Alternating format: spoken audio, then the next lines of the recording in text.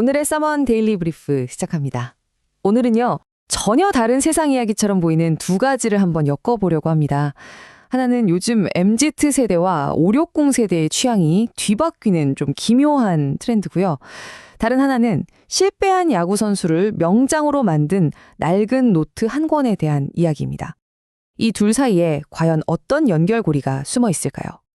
서먼 멤버십 회원분들, 지금부터 진짜 흥미로운 질문 하나 던져볼게요. 2011년에 클럽을 완전 지배했던 그 셔플 댄스 있잖아요. 그걸 지금 5060 세대가 배우고 있고요. 반대로 10대들은 태어나기도 전에 방영했던 드라마 커피 프린스 1호점을 밤새 정주행한대요. 이거 대체 무슨 문화적인 대역전극일까요? 네, 이게 그냥 재밌는 얘기가 아니라요. 지금 우리 사회 곳곳에서 실제로 벌어지고 있는 일입니다.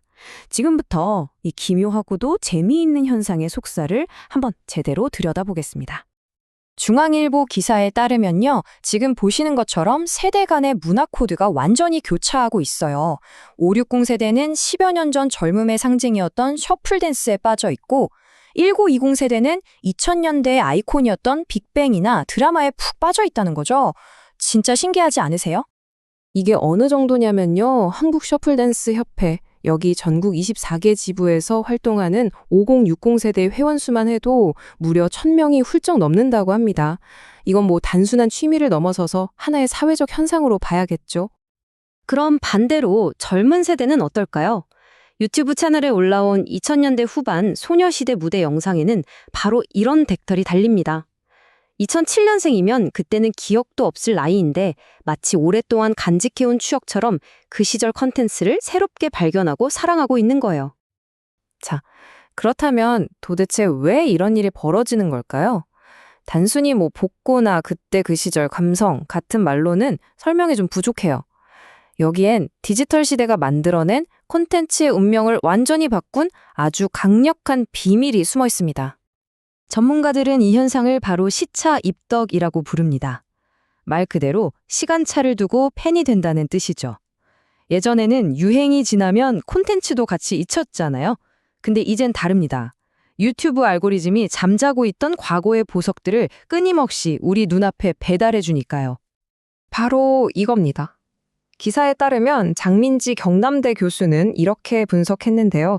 잘 만든 콘텐츠는 시간이 흘러도 죽지 않는 거의 영원한 생명력을 얻게 된 거고요.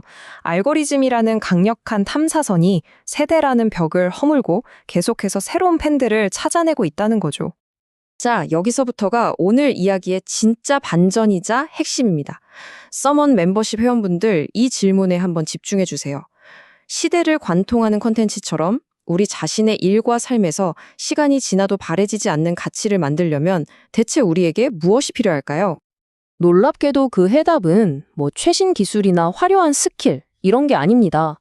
오히려 가장 본질적인 것, 바로 우리의 태도와 생각의 깊이에서 그 답을 찾아야 합니다. 서머님이 직접 쓴 글에 따르면요. AI가 웬만한 기술은 다 따라하는 이런 시대일수록 그 기술을 어떤 방향으로 사용할지 결정하는 인간의 태도가 그 사람의 진짜 실력이 된대요. 기술은 복제할 수 있어도 단단한 태도는 결코 복제할 수가 없으니까요. 책, 직장인의 글쓰기에서는 이 점을 글쓰기에 빗대서 아주 명쾌하게 설명합니다. 좋은 글의 기본기는 화려한 문장력이 아니라 명료하고 깊이 있는 생각, 그 자체라는 거죠. 평소에 꾸준히 생각하는 습관이야말로 모든 것의 진짜 기본기인 셈입니다. 서먼노트에서는 이 기본기를 다지는 구체적인 원칙들도 제시하는데요. 나 자신을 CEO처럼 경영하고 고통스러운 경험을 성찰을 통해 성장의 재료로 바꾸고 중요한 걸 놓치지 않기 위해 체크리스트로 무장하는 것. 바로 이런 태도가 하나하나 모여서 오래가는 가치를 만듭니다. 좋습니다. 그렇다면 이 생각의 힘이라는 기본기가 실제로 한 사람의 인생을 얼마나 극적으로 바꿀 수 있을까요?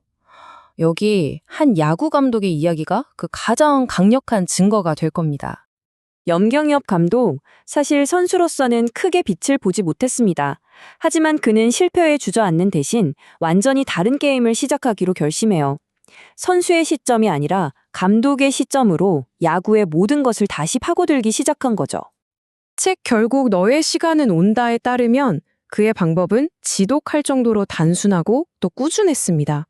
벤치에 앉아서 감독의 모든 판단을 기록하고요. 모든 플레이에 왜? 라는 질문을 던지고 그 답을 찾기 위해 원서까지 구해 읽었습니다. 그리고 그렇게 쌓인 생각을 동료들과 나누면서 더 단단하게 만들었죠. 그리고 그의 이 말이 모든 것을 증명합니다. 25년간 멈추지 않았던 메모와 공부. 이 습관이 내 야구 인생의 가장 큰 자산이 되었다. 타고난 재능이 아니라 꾸준한 생각과 기록이라는 그 기본기가 실패한 선수를 명장으로 만든 겁니다. 세대를 넘나든 콘텐츠의 비밀에서 시작해서 한 야구 감독의 성공 스토리까지 결국 모든 이야기는 하나의 진실을 향하고 있습니다. 시대를 관통하는 진짜 힘은 결국 깊고 단단한 생각에서 나온다는 것을요. 책 직장인의 글쓰기는 바로 이 힘을 좌절하지 않는 내공이라고 표현합니다. 염경엽 감독이 선수로서 실패했음에도 흔들리지 않고 자신의 길을 갈 수 있었던 것처럼 외부의 평가에 휘둘리지 않는 단단한 내면의 중심, 이게 가장 중요하다는 뜻이죠. 세계적인 테니스 챔피언 카를로스 알카라스의 이 말은 그 내공의 출발점이 어딘지를 정확히 알려줍니다. 결국 모든 것은 자기 자신에 대한 믿음에서 시작되는 거죠. 이 믿음이 있어야만 우리는 생각의 근육을 꾸준히 키워나갈 수 있습니다. 글쓰기는 단순히 글을 쓰는 기술이 아니라 자신의 생각을 단단하고 깊게 만드는 과정이라고 할 수 있는데요. 특히 위기의 순간에 현실을 어떻게 받아들이고 이를 글로 써서 객관화할 수 있느냐는 어떤 의사결정을 하는 데 있어 굉장히 큰 영향을 미칩니다. 그러니 오늘 하루 내가 어떤 생각을 했는지를 글로 남기면서 하루를 마무리하시면 어떨까 싶네요. 네, 감사합니다.